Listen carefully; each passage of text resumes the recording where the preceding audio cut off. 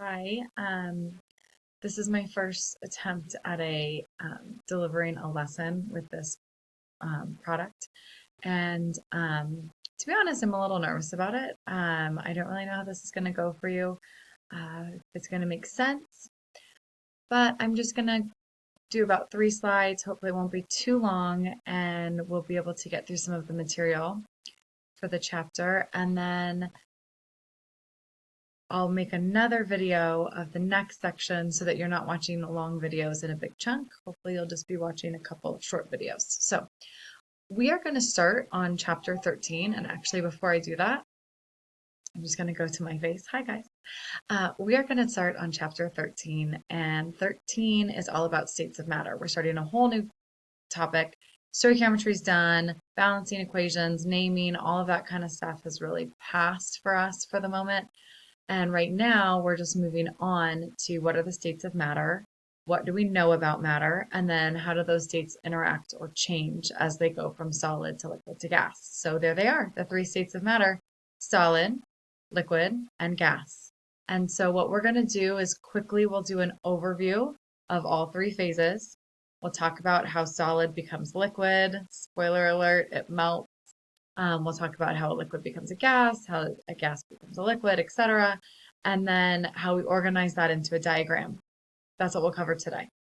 Then we'll do a day on solids, a day or two on liquids, a couple of days on gases, and then finally we'll finish with some sort of an assessment.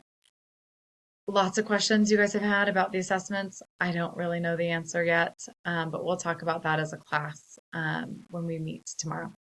So I'm going to go ahead and get started on the chapter 13 notes. So we're looking at the states of matter. And so there are 3 phases or 3 states of matter: solids, liquids, and gases. So we're just going to look at each of the phases of matter and try to figure out, oh, there it goes. I couldn't make it work. Okay, and try to figure out what the difference is between them. So solids have a definite shape and a definite volume. What that means is that if I have this mouse, I'm just going to take what's around me. Okay, if I have this mouse and I dropped it into a new container, or I dropped it on the ground, or I threw it out the door, the mouse would still be mouse shaped. It doesn't change its shape. And its volume is how much space it takes up. This is how much space it takes up. It doesn't matter where I put it or where I take it. This is how much space it's going to take up. Liquids are different. They obviously take the shape of their container. If you take a glass of water and you pour it into a different glass or a vase, it's going to change shape, but it'll be the same amount of liquid no matter where it's located. And finally, gases expand. That's the big thing about gases. And we're going to talk about gases this chapter and next chapter. And the whole point is that gases expand. No matter where you put them, they're going to take the shape of the container. It doesn't matter what shape balloon you have, that's what shape they'll be, or what shape soccer ball or football. And they're always going to take the volume of the container. They're going to spread out as much as they can. So solids, liquids, and gases are arranged in 3 different ways. So if we look over here, this is how a solid is arranged. You can see it's neat and tidy, orderly, lined up like soldiers, just these really nice tight lines. As we get to a liquid, they're heating up. That's called kinetic energy. As they heat up, they just start to move and vibrate and kind of move around and break free from one another, break free from the constraints. And then finally, in gases, man, they have a ton of space. They're far apart from one another. They're zooming really quickly. That's what makes gases so interesting to study. We'll be studying them, like I said, for a long time. One thing I do want to say, though, is that in all 3 phases, the particles are moving. The difference is just how they're moving. Liquids and gases, it's not hard to figure out that they're moving. If you put like a drop of food coloring in a glass of water, it will eventually diffuse throughout the liquid. That's because the liquid is moving. Gases, if you spray air freshener, or the example we always use is if someone farts on one side of the room, eventually someone on the other side of the room can smell it. That's because the gas particles are moving. Solids, though, are moving. If you feel the table in front of you, you feel your computer or some paper or whatever you're holding around you that's solid, you probably don't feel it moving or realize it's moving, but it is.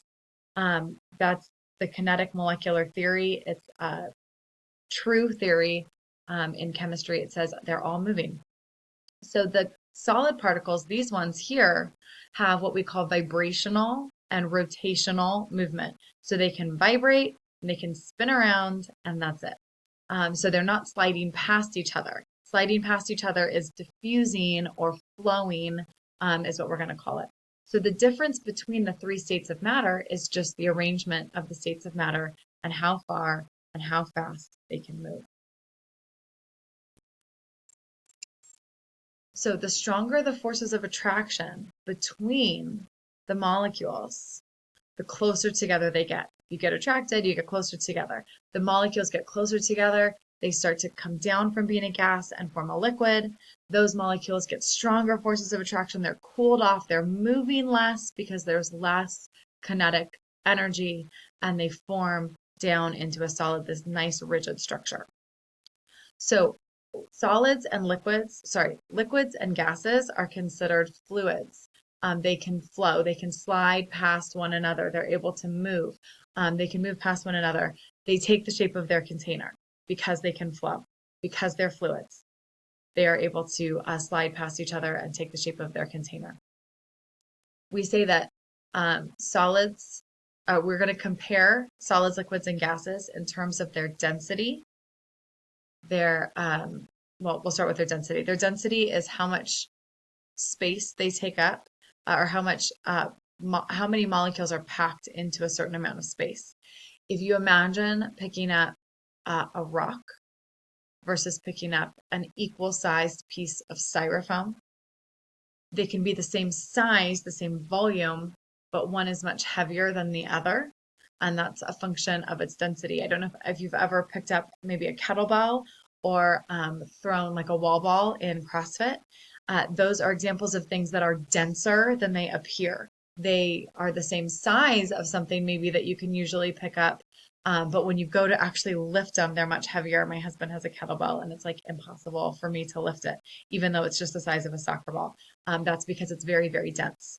So when particles are really tightly packed together, we would say that they have a really high density. As they spread out from one another, like liquids have a medium density. They can still be heavy, but gases all around you right now, gases have a really low density. They're very light for how much space they take up. And that has to do with the distance between the molecules. So you start to see a pattern here. I hope you see a pattern here. Solids, high density, means they're very tightly packed together.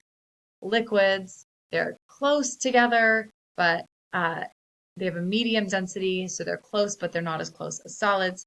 Gases have a low density, so they're very far apart from one another. We can do this again with compressibility. Compressibility is how much space we can squeeze out of a molecule. So if you have two molecules together and there's a lot of empty space and you can push them together, that's showing their compressibility. If you imagine like when the trash is really full, and it looks full, but it's not really full, and you don't want to take out the trash, and you know that the person who sees the full trash has to take it out. So when you walk over and you throw your food away, you like shove it down into the trash can so that it like makes the space in the trash so that someone else is going to have to take out the trash. That's what compressibility is, and that's what it means to be compressible. So if a solid already has its particles really close together, you're not going to be able to compress it because the particles are already stacked one on top of the other.